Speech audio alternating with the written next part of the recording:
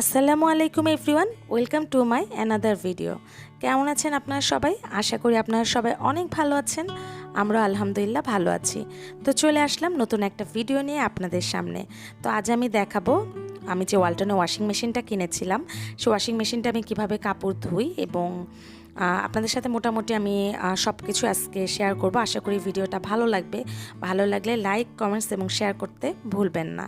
তো আমি প্রথমেই দেখিয়ে নিলাম যে আমি মেশিনটা খুব সহজে কিন্তু বেসিনের পাশে সেট করতে পেরেছি।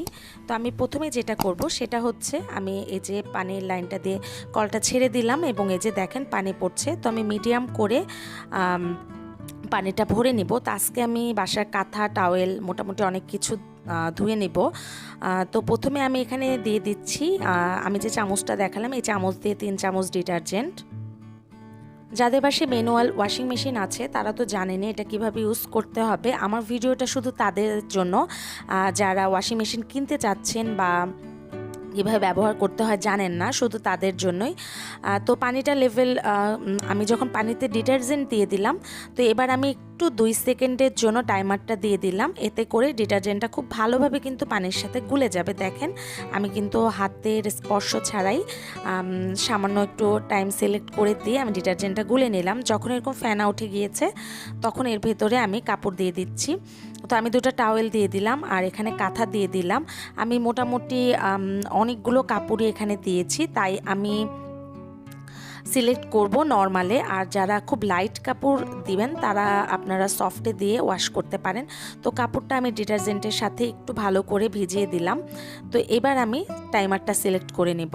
তো এই যে দেখেন নরমালে দেয়া আছে কিন্তু সুইচটা, আর ডান পাশে যে টাইমারটা সেই টাইমারটা হচ্ছে সর্বোচ্চ 15 মিনিট। তো আমি 15 মিনিটই দিয়ে দিব, যেহেতু এটা প্রথম ধোয়া তাই খুব যাতে ভালোভাবে ক্লিন হয় এই কারণে আমি 15 মিনিট দিয়ে দিলাম।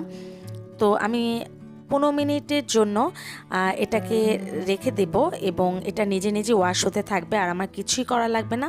যতটুকু করার আমি করে দিয়েছি। এবার আমি বাড়ির অন্য কোনো কাজ থাকলে বা আপনাদের অন্য কোনো কাজ থাকলে আপনারা সেটা করে নিতে পারেন এবং 15 মিনিট পর এটা আবার জিরোতে চলে আসবে।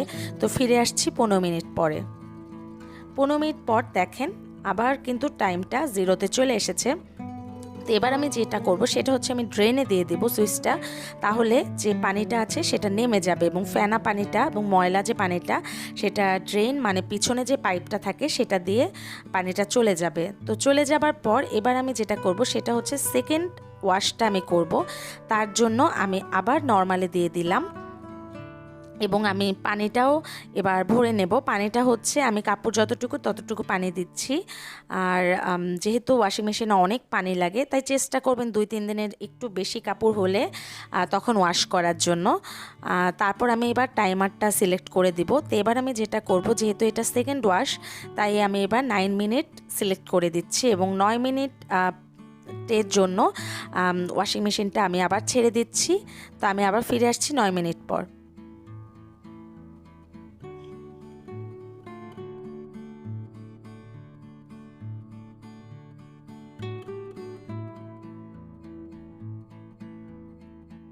তো ফিরে আসলাম 9 মিনিট পর। দেখেন আবার টাইমটা জিরোতে চলে এসেছে। এবার আবার আমি ড্রেনে দিয়ে দিলাম। তো এই যে দেখেন কাপড় কিন্তু খুব ভালোভাবে পরিষ্কার হয়েছে এবং অনেকটা কিন্তু ময়লা পানি বের হয়েছে। তো ড্রেনে দেবার পর পানিটা যখন আবার শুকিয়ে গিয়েছে সেম প্রসেসেই আমি আবার পানি ভরে নিয়েছি, আবার নর্মালে সিলেক্ট করে দিলাম। তো এবার যেটা করব সেটা হচ্ছে আমি এবার যেহেতু থার্ড ওয়াশ এবং এটাই লাস্ট, তো এবার আমি 6 মিনিটে দিয়ে দিচ্ছি যাতে করে একটু ভালোভাবে পানির সাথে ড্রেসগুলো ওয়াশ হয়ে যায়। তো এই যে দেখেন ওয়াশ করা শুরু হয়ে গিয়েছে এবং 6 মিনিট পর কিন্তু আমার কাপড়গুলো খুব ভালোভাবে ধোয়া হয়ে যাবে। তো এই যে 6 মিনিট পর আমি আবার ড্রেনে দিয়ে পানিটা কিন্তু একদম সরিয়ে নিয়েছি। তো আমি যেটা বলছি আপনারা যেটা করবেন, কাপড়টা ওয়াশ হবার পর অটো মেশিনে যেটা হয় যে আপনার পানিটা একদম শুকিয়ে যায়, এটা কিন্তু সেটা হবে না। তো যেটা করতে পারেন হাফ অ্যান আওয়ারের জন্য ছেড়ে দিবেন, তাহলে অনেকটা পানি কিন্তু শুকিয়ে যায়। এবং উপরে কাপড়গুলো আমি আপনাদেরকে দেখাচ্ছি, দেখেন কতটা ক্লিন হয়েছে এবং অনেকটা ড্রাই। নিচের কাপড়গুলো একটু ভেজা থাকবে, সেই ক্ষেত্রে কি করবেন আপনারা 1-1.5 ঘন্টার জন্য ছেড়ে দিবেন, তাহলে অনেকটা পানি চলে যাবে, তাহলে আর আপনাদের হাতে করে চিপতে হবে না, জাস্ট এটা রোদে শুকাতে দিলেই হয়ে যাবে। তো তো হয়ে গেল আমার কাপড়গুলো খুব ভালোভাবে কিন্তু ওয়াশ হয়ে গিয়েছে, কাঁথাটাও খুব সুন্দরভাবে ওয়াশ হয়ে গিয়েছে। তো আশা করি আমার আজকে ভিডিওটা আপনাদের ভালো লেগেছে। ভালো লাগলে আমার ভিডিওগুলো আপনাদের ফ্রেন্ডস অ্যান্ড ফ্যামিলির সাথে শেয়ার করতে পারেন। তো আজকের মতো এখানেই বিদায় নিচ্ছি। সবাই অনেক ভালো থাকবেন।